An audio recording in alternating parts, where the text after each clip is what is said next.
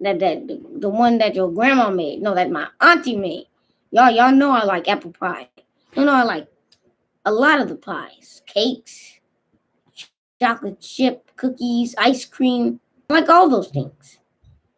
And if I probably would broke my leg and broke my foot or something like that, something along those lines, I probably would want some of those things. To soothe me because I'm in a time of discomfort. You understand?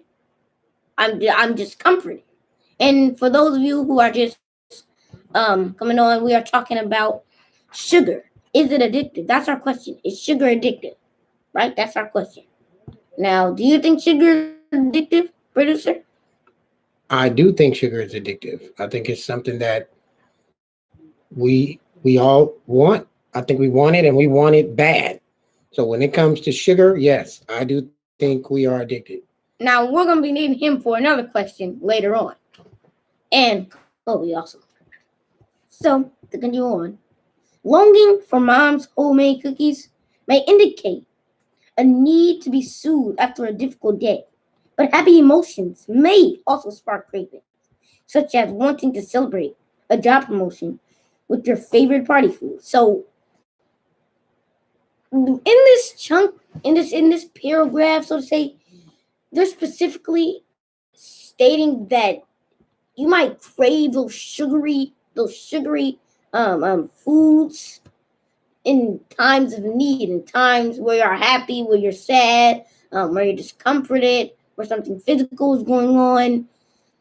It's it's really sugar is something that we do kind of want to watch out for because a lot of the time sugar is very bad for us and it causes diabetes, and it just doesn't help our body as much as vegetable or fruits do. And fruits do contain sugar, but natural sugar, not sugar that is processed, right? So basically, we're saying sugar is craved because of its sweetness and that's why we like it because it's sweet and it's in the foods that we like donuts or ice cream or milkshakes. We like it because it's sweet. And that's why we crave it. That's why we always want it because it's sweet. That's why.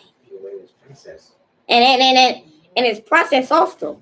So that's why if it would be better if it was not processed and if it was how do I say it? Because when something's not processed, it's natural.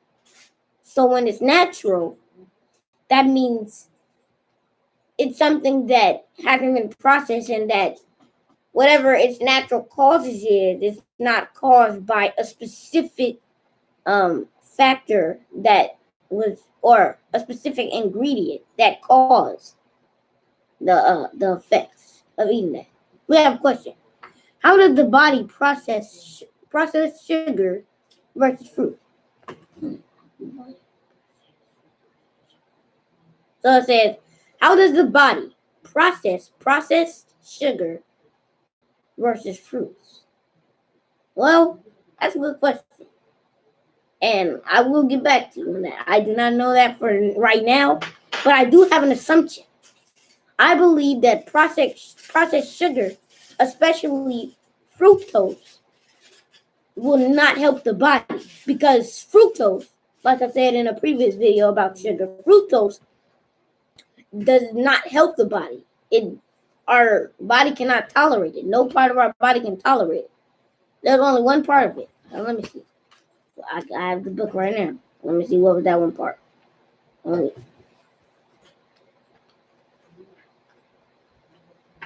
It said, let's see.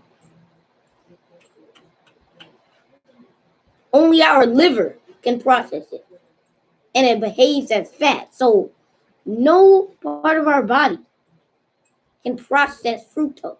So specifically talking about fructose or high fructose corn syrup, I believe that fruit sugars will be able to be processed better than high fructose corn syrup or fructose in general, because fructose does not give the body energy. It makes the body lag, and it cannot be tolerated. The only part of the body that can tolerate it is the liver, and to the liver it's fat basically. So to answer your question, I believe fruit sugars can be processed better than than processed sugars. Hmm? We are natural. Oh, okay. He said my producer just alerted me that we are natural. So when we have something that is also natural, it more so affects us in a good way because we are also natural. Right. To continue on, we don't usually crave sugar right out of the sugar bowl.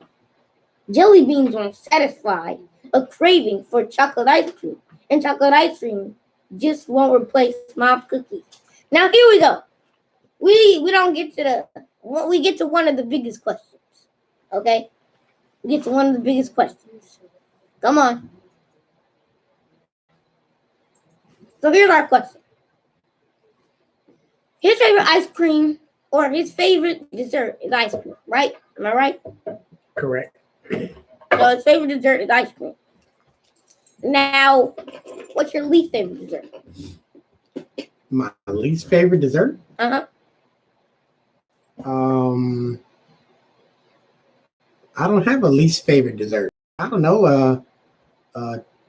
Okay, I know. Like a custard. Wait. Custard is like my least favorite dessert. There you go. Custard. Custard so like pudding. You don't like custard pudding? I don't really like custard pudding. So, if you had custard pudding, however much amount of custard pudding, would that satisfy your crave for ice cream? For that good ice cream you really want it. You'll do anything for it. Not anything, but you really want it. Well, I believe that the custard. Well, the custard. No, custard is not going to satisfy my craving. But don't try to flip the story. What about jelly beans? Because earlier we had like this major debate. Okay. What about jelly beans? Come on, jelly beans. So here's what I think. I think that when you're craving sugar, right? Because when you're craving the dessert, you're more so craving the sugar. So I think. And when you're craving that sugar, you're looking for the sugar. And so if you can't get your pie, if you can't get your ice cream, if you can't get your cake, if you can't get, gelato, you can't get whatever you're craving, which is the particular type of sweet, then your downfall, your second choice is just sugar in general, not necessarily the granule sugar or like honey, just give me some honey, but you're going to take that secondary give me some honey. Dessert, right? You're going to take that custard, but I don't like custard. So if I had some custard, I wouldn't take the custard. I wouldn't even eat the custard. That would be a day or a night where I wouldn't eat the sweets. But if you compared it to me having ice cream and I had to have cookies instead, then I would have the cookies. What about jelly beans? Jelly beans, I don't know. Again, we had this discussion earlier today. There are some jelly beans that are good. There are some. I don't know, but over my years, I've had jelly beans that were pretty good. And what you're craving really is the sugar. Mm-hmm. And so I think that of course, okay, jelly beans, no. Jelly beans is not going to satisfy the craving of ice cream, but it's going to satisfy the sugar want. And that's why it's connected or compared to illicit drugs, because you're craving. It's like drug users, when they can't find the drug of choice, then they'll just take another drug. That's why they smoke cigarettes, smoke weed, do heroin, do cocaine, whatever it is, because you're now searching for that high. And the sugar is something similar. So we get to our biggest question of the day. Is sugar-rich foods that contain a lot of sugar, Is it? Because let me read. It says sugar-rich foods and illicit drugs activate the same brain region. So same part of the brain.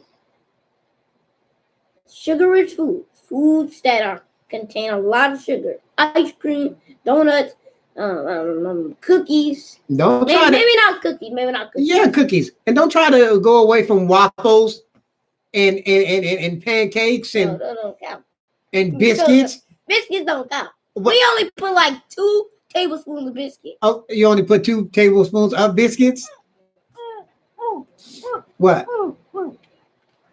You mean 2 tablespoons of yeah. Okay, but here's the thing. Why do you guys even want biscuits and pancakes and waffles? None of you are eating, you're not eating them without the sugar. You're not eating it without the butter. Oh my You have, but is that why you're desiring it? Is that why you're desiring it? I want it just because I love the taste of waffle. Or is it I love the taste of biscuits. So you don't need the syrup and you don't need the jelly at all. I don't. I'll make some tomorrow. March 2nd, y'all. Y'all hear it, 2021. That's what Kojo's saying. He doesn't need it. I'm not saying you can't have it without it. Okay, all right. How about pancakes and waffles? I can't have syrup without pancakes. I can't have syrup without pancakes. I can have honey, maybe. But I can't have any. I can have waffles without syrup or pancakes. I mean syrup or jelly or honey or. But I can have. Okay, you can, but is that you're not listening? Okay. Is that your choice? Are you choosing to have it without our minds? I have chosen. Our minds want pancakes and biscuits and waffles and French toast because of. I can have French toast because of syrup and butter. Is that right or is that wrong? Right. So you cannot go the next 10 times each of biscuits, pancakes, French toast, waffles, and just have with no sugar. I mean with no syrup. You're not 10 times each. 10 times each on each one of them because the last 10 times you've had all of them, you've had sugar. Maybe not biscuits. Sugar. Yes, sugar, which is the syrup. Oh. And before, no, we've always had, well, most of the time we've always had the maple sugar, which is the I guess, the better of the choices. Healthy syrup. Right. Okay. So, you got any questions over here? To get to the questions, I'm about to get to the question. Let's see. Does the body weaken because of fructose? The body does weaken because of fructose. Because fructose only to the liver. The liver can only process it. That's the only part of the body that can process it. And when it is processed, right, it plays the role as fat. And glucose specifically gives our body energy. Okay. Next question from Professional Dad 24.7. Does the addiction of bad sugar show up in kids' actions and or behavior? Good question. I as a father, I would say yes. What you think? He tried to say that and dip out. It did. Be like, yes. And then be like, I'm done. I think I can hold my composure, but I do have to say it does show in kids' actions because they might start, for instance, in terminology, how we say it, jumping off the wall. They might start jumping off the wall. But I do think it will show in your kids' actions in general, because there are times where it does show in my actions. Now I can't hold my composure. Some people may have a different answer for that, but I think I sometimes can hold my composure. But it does show in kids' actions. Next question. It seems that sugar gives a drug high that we are okay with, knowing it is bad. How do we not use it? Wait, bad. How do we not use it? Okay, to not you can't. It's kind of like you can't not use sugar. It's kind of like that, because in most of the foods we eat sugar. There's at least 1 milligram of sugar in almost everything we eat, right? Basically everything. So, but to answer your question, how do we stop eating it? We can't stop eating it, but we can not eat as much as we usually do, right? So we can, and in time in this book, it is saying that we should be able to for instance, if we have a plate, right, and we have all the things that we're supposed to eat, all the healthy things, for a treat, they're saying that you can give them a chocolate chip cookie. You can give your child a chocolate chip cookie as a treat. Not a brownie, not a ice cream, not ice cream, a chocolate chip cookie. One chocolate chip cookie about this big, this wide, about this big, maybe a little smaller, right here. It's not too much, not too little. It's almost perfect. Now, on other everyday foods like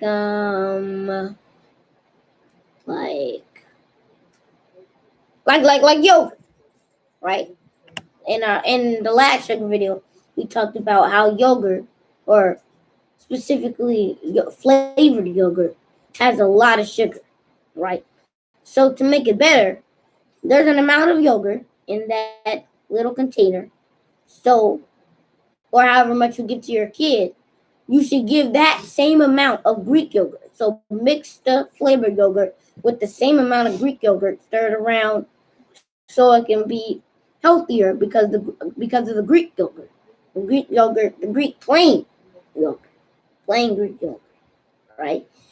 And can't you just get the plain yogurt and then add? But if your kid is used to it, it's. But you can. My point is, you can get plain yogurt and then add what you want to it to flavor it, and then that way you know how much sugar is going into it. Right?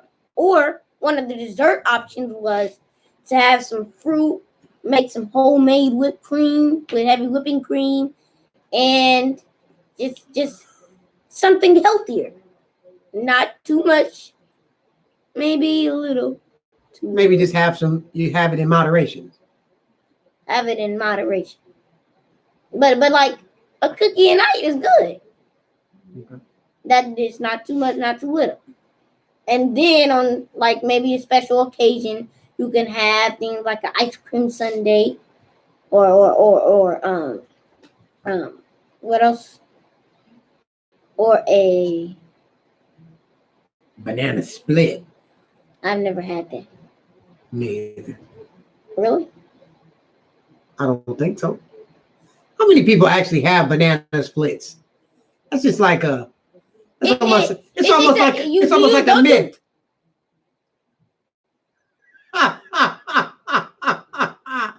Who had a banana split? He did that on purpose. I did do that on purpose.